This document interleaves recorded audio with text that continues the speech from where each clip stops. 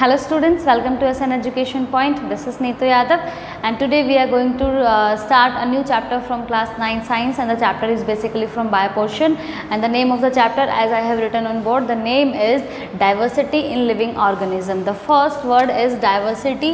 We are talking about diversity का मतलब अगर मैं simply आपसे पूछूँ तो आप कहोगे जब variety जहाँ आ जाती है वहाँ पर हम बात करते हैं डाइवर्सिटी की. फॉर एग्जाम्पल एक ही तरह के जैसे ह्यूमन बींग्स हैं, इंसान है, बहुत सारे इंसान हैं, लेकिन किसी की भी शक्ल मैच नहीं करती.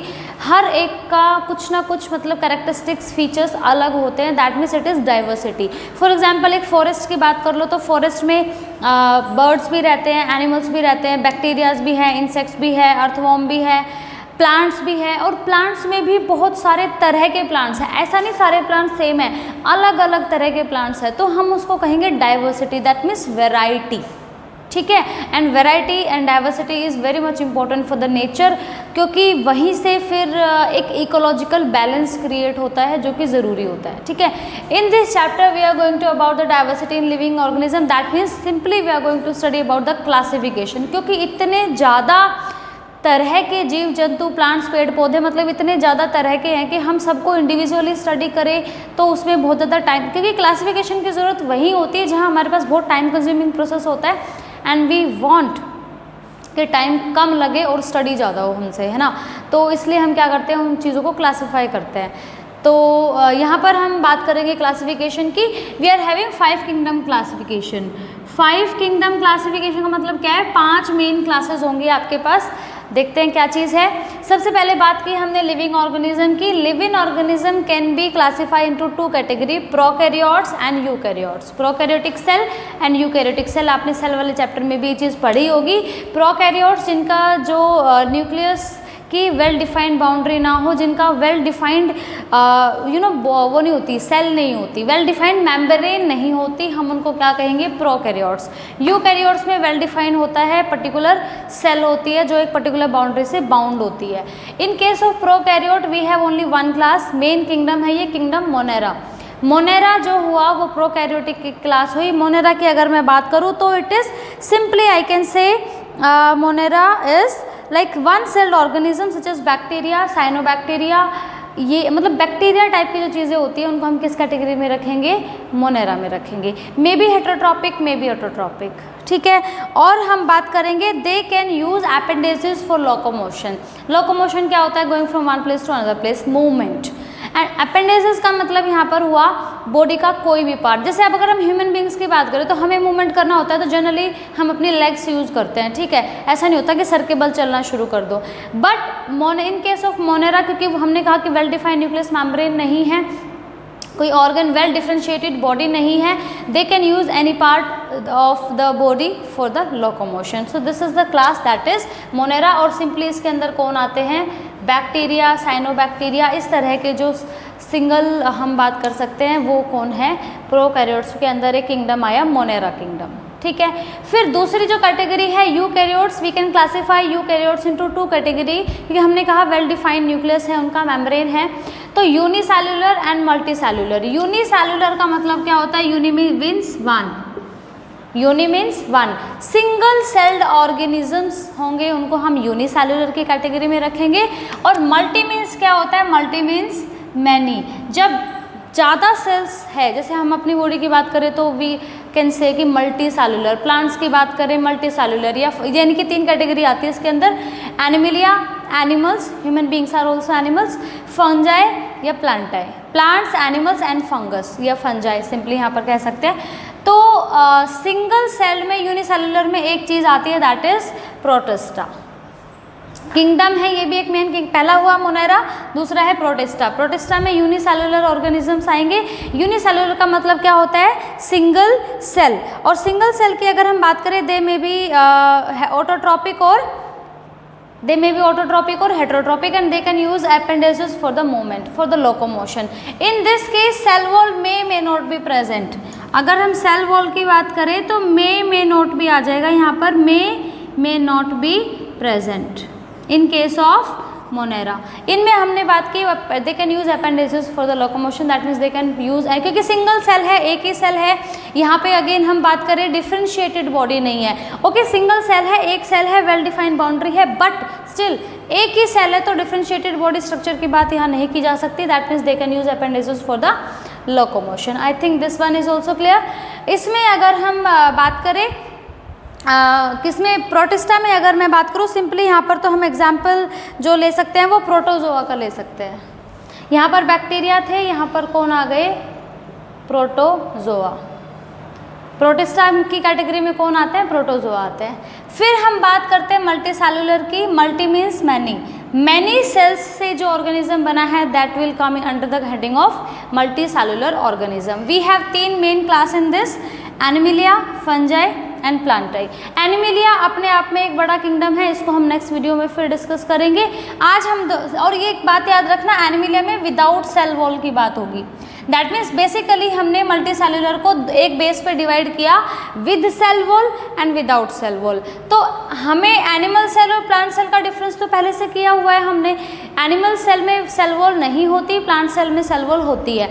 तो इन दोनों में सेल वॉल प्रेजेंट होगी, फंजाई में भी और प्लांटाई में भी, दोनों में सेल वॉल है। एनिमिलिया में सेल वॉल नहीं होती, विदाउट सेल वॉल होता है वो, ठीक है। फिर हम बात करेंगे फंजाई और प्लांटाई की। फंजाई की अगर हम बात करें सिंपली, तो अगर हम बात करें फंजाई की, तो आप क्या कहोगे, जैसे मशरूम हुआ, यीस्ट हुआ, इनके ऊपर ये फंगस लग जाती है। जैसे आपने देखा होगा कई बार, मशरूम कहाँ उगती है, अगर मैं बेसिकली बात करूँ, they are saprophytes. That means they depends on dead and decay organic matter. वो एक डेड एंड डिके चीज़ मतलब जो होगी उसके ऊपर ग्रो करते हैं। ऐसा नहीं कि लिविंग ऑर्गेनिज्म पे फंगस लग जाती है, ऐसा नहीं होता। जो डेड बॉडी होती है उसके ऊपर फंगस लगना शुरू हो जाती है, डेड एंड डिके पे डिपेंड करता है। इसलिए हम कह सकते हैं कि जो फंगस होती है, फंजाई होता है, सिंपली वो क्या होते हैं, दे आर सेप्रोफाइट्स, ठीक है। और आप लोगों ने अगर पढ़ा हो, मतलब छोटी क्लासेस में हमने पढ़ा था कि जो जैसे लाइकेन की बात की जाए, लाइकेन, तो लाइकेंस जो होते हैं वो फंगाई के साथ एक क्या होते हैं, एसोसिएटेड होते हैं। दे डिपेंड्स, यानी कि एक दूसरे पर डिपेंड करते हैं जब वो रह रहे होते हैं वहाँ पे, ठीक है। नेक्स्ट है आपके पास सिम्बायोटिक रिलेशनशिप कहते हैं उनको, जब लाइकेन और फंगस के बीच की बात होती है। एक और चीज़ वो ये कि ये काइटिन से बना होता है। इनकी जो सेल वॉल है वो किस चीज़ से बनी हुई है, काइटिन से। इम्पोर्टेंट है, काइटिन सिंपली एक पॉलीमर होता है, we can say it is a polymer of glucose. Chitin is a polymer of glucose, simply we can say, and cell wall is made up of chitin in case of fungus, ठीक है।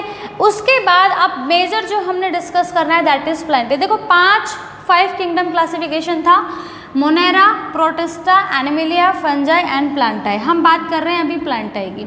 अब plant cell तो सबने पढ़ी हुई है, क्या उसकी स्ट्रक्चर होती है, उसके सेल ऑर्गेनल्स होते हैं, उनके फंक्शंस भी हमने पढ़े हुए हैं, सेल वॉल प्रेजेंट होता है। एक और चीज़ क्लोरोफिल, जो कि बहुत इंपॉर्टेंट है। इनके अंदर क्लोरोफिल प्रेजेंट होता है जिसकी वजह से ये क्या कर पाते हैं, फोटोसिंथेसिस कर पाते हैं, और इसीलिए इनको क्या कहा जाता है, ऑटोट्रॉप्स कहा जाता है। तो ये 3 चीज़ क्लियर हुई।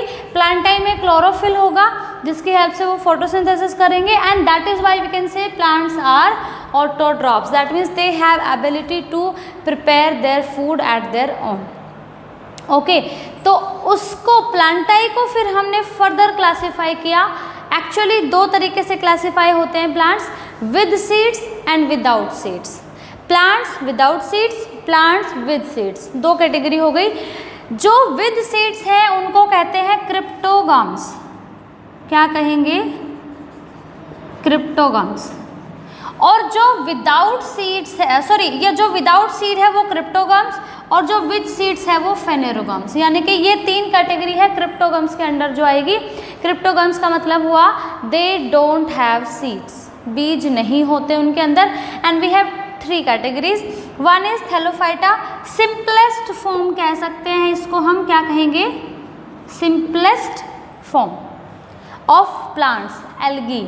मोस्टली एक्वेटिक होते हैं, मोस्टली क्या होते हैं, एक्वेटिक होते हैं, and they float in the water, पानी के ऊपर तैरते हैं, बहते हैं। एल्गी सिंपली आप कह सकते हो, मोस्टली एक्वेटिक होते हैं, and it is the simplest form of the plant category. Without seeds बात हो रही है। तो क्रिप्टोगम में एक कैटेगरी पहली कौन आई, Thallophyta, simplest plant form, plant की फॉर्म। दूसरी बात है हमारे पास ब्रायोफाइटा, और एक ध्यान रखना इनमें well defined well differentiated body नहीं होती एल्गी की। फिर हम बात करेंगे ब्रायोफाइटा की, तो ब्रायोफाइटा में वेल डिफाइंड डिफरेंशिएटेड बॉडी होती है, बट वस्कुलर टिश्यूज नहीं होते इसके अंदर। इसके अंदर क्या नहीं होता, वस्कुलर टिश्यू नहीं होते, बट डिफरेंशिएटेड बॉडी होती है। और नेक्स्ट जो कैटेगरी है टेरिडोफाइटा, इसमें भी वेल डिफाइंड डिफरेंशिएटेड बॉडी होती है, लेकिन इसके अंदर वस्कुलर टिश्यू भी होता है। यानी कि इन दोनों में डिफरेंस अगर पूछा जाए तो they are lacking in vascular tissue and they have vascular tissue. आ गई बात समझ में? तो ब्रायोफाइटा, थैलेटोफाइटा। अच्छा एक और बात, bryophyta we can say they are the amphibians of plant kingdom. Amphibians किसको कहते हो? जो पानी पे भी रह सकता है और लैंड पे भी रह सकता है। That means these are the plants they can grow in water as well as they can grow on land. तो we can say these are the amphibians of plant kingdom. Pteridophyta मैंने बताया आपको कि क्या चीज़, वेल डिफरेंशिएटेड बॉडी होती है with vascular tissue, बिल्कुल होते हैं इसके अंदर। फॉर एग्जांपल मैं यहाँ पर देख के बता रही हूँ आपको, Funaria and Marchantia in case of Bryophyta. Marchantia एक प्लांट है या फनेरिया कह सकते हैं, और ये इसमें हम फर्न्स की बात कर सकते हैं। फर्न्स आपने सुना भी होगा अच्छे से। फर्न्स जो होती है वो किस कैटेगरी की है? टेरिडोफाइटा। पी साइलेंट है यहाँ पर, टेरिडोफाइटा हम इसको सिंपली कह सकते हैं। ठीक है, ये है क्रिप्टोगम्स। क्रिप्टोगम्स मतलब दे डोंट हैव सीड्स। Now there is another category that is phanerogams. Phanerogams में सीड्स होते हैं, ये ध्यान रखेंगे। इनमें सीड्स नहीं होते, इनके अंदर सीड्स नहीं होते। Without seeds and with seeds की बात हो रही है। अब बात की जाए कि जिनके अंदर बीज होते हैं phanerogams, we can classify into two category, gymnosperms and angiosperm. भाई जिम्नो का मतलब होता है नेक्ड और एंजियो का मतलब होता है कवर्ड। अब जिम्नोस्पर्म में वो प्लांट्स आएंगे जिनके बीज सामने नजर आते हैं, दे बियर नेक्ड सीड्स। ठीक है, कौन से? They bear naked seeds. फिर आप इनको देखोगे, ये वो प्लांट होते हैं जो बहुत सालों तक जीवित रह सकते हैं, मतलब बहुत पुराने जो पेड़, जैसे देवदार का पेड़। अब देवदार का पेड़ कितने सालों तक जीता है, बहुत पुराना होता है। तो that means they are perennial. Perennial का मतलब होगा जो लॉन्ग लाइफ जिनकी होती है। दूसरी बात, दे आर वुडी। लकड़ियाँ उससे ले सकते हैं, मतलब बहुत ज़्यादा कह सकते हैं कि लकड़ियाँ वहाँ से लेना मतलब वी कैन गेट। ठीक है, मतलब वो यूज़ में अगर लाने हैं तो हम लकड़ियाँ वहाँ से ले सकते हैं। दूसरी बात, दे आर एवरग्रीन। एवरग्रीन मतलब हमेशा ग्रीन रहते हैं, ऐसा नहीं होता बिल्कुल ही पतझड़ आई और बिल्कुल सूखा हो गया। मतलब वो हम सिंपली कह सकते हैं they are perennial, evergreen and woody. For example देवदार का पेड़। ठीक है, तो उनको तो कहेंगे जिम्नोस्पर्म। जिम्नो का मतलब होता है नेक्ड सीड्स उसके अंदर है। दूसरी बात है एंजियोस्पर्म। एंजियो का मतलब मैंने बताया कवर्ड। उनके जो सीड्स होंगे वो फ्रूट के अंदर होंगे, या फ्लावरिंग प्लांट्स जिनको हम कह सकते हैं। फ्लावर वाले प्लांट्स या फ्रूट्स वाले जिनके जो बीज होते हैं वो फ्रूट के अंदर होते हैं, उनको हम किस कैटेगरी में रखेंगे? एंजियोस्पर्म्स में। और सिंपल से अगर मैं बात करूँ, से फ्लावर्स जो होते हैं, बहुत सारे फ्लावर्स सीजनल होते हैं, तो बहुत ज़्यादा लंबा लाइफ स्पैन नहीं होता as compare to this one. ठीक है, कि जिम्नोस्पर्म के पेड़ तो 100 सालों तक भी, जैसे हम बात करें ना, बरगद का पेड़ हुआ, देवदार का पेड़ हुआ, इस तरह के साल ट्रीज जो होते हैं। और एंजियोस्पर्म में हमने सिंपली फ्रूट्स और फ्लावर वाले प्लांट्स को लेना है जिनके सीड्स एंजियो मतलब कवर्ड होते हैं। ठीक है, एग्जाम में बहुत पेट क्वेश्चन होता है, right, what is the difference between gymnosperm and angiosperm. बहुत सिंपल सा क्वेश्चन आता है। फिर एंजियोस्पर्म को हमने दो कैटेगरी में डिवाइड कर दिया। अच्छा, ये मैंने वापस ये एंजियोस्पर्म में जिम्नोस्पर्म में लिख दिया। एंजियोस्पर्म को हम दो कैटेगरी में डिवाइड कर सकते हैं, monocot and dicot. Monocots and dicots. Mono का मतलब क्या होता है? 1, और डाई का मतलब क्या होता है? 2। अब कॉटिलिडॉन्स के बेस पे इनको क्लासिफाई किया है। कॉटिलिडॉन क्या चीज़ होती है? जैसे आपने चना देखा है, चना जब आप चने को खोलते हो तो आपको 2 लीव्स जैसा, मतलब 2 पार्ट में जब डिवाइड हो जाता है तो वो जो एक पार्ट है ना, लीफी पार्ट जो नज़र आ रहा है, हम उसको कोटिलेडोन कहते हैं। तो अगर किसी में एक ही कोटिलेडोन है, जैसे मेज़ की बात की जाए, बाजरे को आप ऐसे तोड़ के देखना, क्या वो 2 पार्ट्स में ऐसे डिवाइड होता है? नहीं होता। That means only 1 cotyledon is there. जब एक कोटिलेडोन है तो उसको मोनोकोट के कैटेगरी में रखेंगे। अगर 2 नज़र आ जाए तो हम उसको डाइकोट की कैटेगरी में रखेंगे। जैसे हमारा सिंपली पीनट होता है, मूंगफली खोलते हैं तो 2 निकलते हैं ना, उसमें से 2 पार्ट्स में इक्वली डिवाइड हो जाता है वो, या ग्राम चना जिसको कहते हैं वो 2 पार्ट में डिवाइड हो जाता है। फिर एक और बात करूं, अगर मैं बात कहूं मोनोकोट्स की, तो इनकी जो रूट्स होती है वो फाइबरस होती है। क्या होंगी? फाइबरस। उनकी रूट्स, क्योंकि फाइबरस और टैप रूट 2 सिस्टम होते हैं ना, 8th क्लास में पढ़ा होगा आपने, टैप रूट और फाइबरस। क्योंकि देखो ये एग्जाम में इंपॉर्टेंटली क्वेश्चन पूछा जाता है, या तो डिफरेंस पूछते हैं एंजियोस्पर्म जिम्नोस्पर्म में, या फिर क्वेश्चन पूछते हैं मोनोकोट और डाइकोट में, मोनोकोट एंड डाइकोट। तो मोनोकोट में हमने कहा 1 कोटिलेडोन, ठीक है, और इसमें हमने कहा 2 कोटिलेडोन, ठीक है। इसके अंदर रूट्स कैसे होती है? फाइबरस। इसके अंदर कैसे होती है? Tap root. समझ रहे हो? फाइबरस का मतलब बहुत सारे रेशे से निकले हुए होते हैं, अंदर नीचे फाइबर जैसी रूट होती है। और टैप रूट में क्या होता है कि एक मेन रूट होती है, फिर उसमें से बहुत सारी रूट्स निकल रही होती है, रेशे टाइप। तो जब आप मोनोकोट की बात करोगे, दे हैव फाइबरस रूट, और डाइकोट की बात करेंगे तो दे हैव टैप रूट। दूसरी बात, लीफ वेनेशन की बात करें तो इसके अंदर जो लीफ वेनेशन होता है वो पैरेलल होता है। पैरेलल मतलब समझ रहे हो कि जैसे मान लो ये लीफ है ना, तो इसके अंदर आपको इस तरह के लाइंस नज़र आएंगी। जैसे बाजरा जो होता है उसकी पत्तियों में अगर आप देखो तो आपको देखने को मिलेगा, या सिंपल ग्रास में भी ऐसे देखने को मिल जाती है। और डाइकोट में बात करें तो जो वो लीफ होती है उसमें वेनेशन आपको रेटिकुलेट मिलेगी, मतलब नेट जैसी मिलेगी यहाँ पर इस तरीके से। इसमें पैरेलल वेनेशन होता है, इसमें रेटिकुलेट होता है। कौन सा होता है? Reticulate venation. तो मोनोकोट और डाइकोट में डिफरेंस पूछ सकते हैं, पैट क्वेश्चन जो पेपर में आता है, या एंजियोस्पर्म और जिम्नोस्पर्म में डिफरेंस पूछते हैं, या फिर सिंपल सा एक क्वेश्चन आता है, ये पूरा फ्लो चार्ट बना दो, explain the classification of plant kingdom, और उसमें आपको यहाँ से लेकर के प्लांट से लेकर के इन सभी के बारे में थोड़ा लिखना पड़ता है। 1 2 3 4 में भी 2 पार्ट हो गए तो ये 5 पार्ट हो गए, और इसमें भी 2 काउंट करो तो हम ये सिंपली 7 पार्ट हो गए। 1 2 3 4 5 और 6 पार्ट्स हो गए। तो हाफ फॉर ईच करेंगे तो 3 मार्क का क्वेश्चन बन जाता है। अगर वेरी शॉर्ट में आपसे पूछा जाए कि प्लांट किंगडम को एक्सप्लेन करो, तो प्लांट किंगडम प्लांट्स को 2 कैटेगरी में डिवाइड किया, क्रिप्टोगम्स और फेनेरोगम्स में। फिर क्रिप्टोगम्स के 3 कैटेगरी आई, थैलोफाइटा, ब्रायोफाइटा, टेरिडोफाइटा, ठीक है। और फिर हमने फेनेरोगम्स को 2 कैटेगरी में डिवाइड किया, जिम्नोस्पर्म और angiosperm. Gymno means naked seeds जिनके अंदर होंगे, एंजियो मतलब कवर्ड जिसमें होंगे। एंजियोस्पर्म की फिर 2 कैटेगरी हुई, मोनोकोट्स एंड डाइकोट्स। मोनोकोट्स में सिंगल कोटिलेडोन होता है, डाइकोट्स में 2 कोटिलेडोन होते हैं। तो आई थिंक आपको ये चीज़ यहाँ तक बिल्कुल क्लियर हो गई होगी। अगर आपको ये पूरा क्लासिफिकेशन समझ आया है तो वीडियो को लाइक कीजिए, शेयर कीजिए अपने दोस्तों के साथ, ताकि वो भी चीज़ों को अच्छे से अंडरस्टैंड कर सके और टाइम को यूटिलाइज कर सके। नेक्स्ट वीडियो में डिस्कस करेंगे एनिमल किंगडम को। आई होप आप सब वेट भी करेंगे, और जल्दी ही नेक्स्ट वीडियो भी आएगी जिसमें हम एनिमल किंगडम को डिस्कस करेंगे। अपना और अपनी फैमिली का ध्यान रखिए।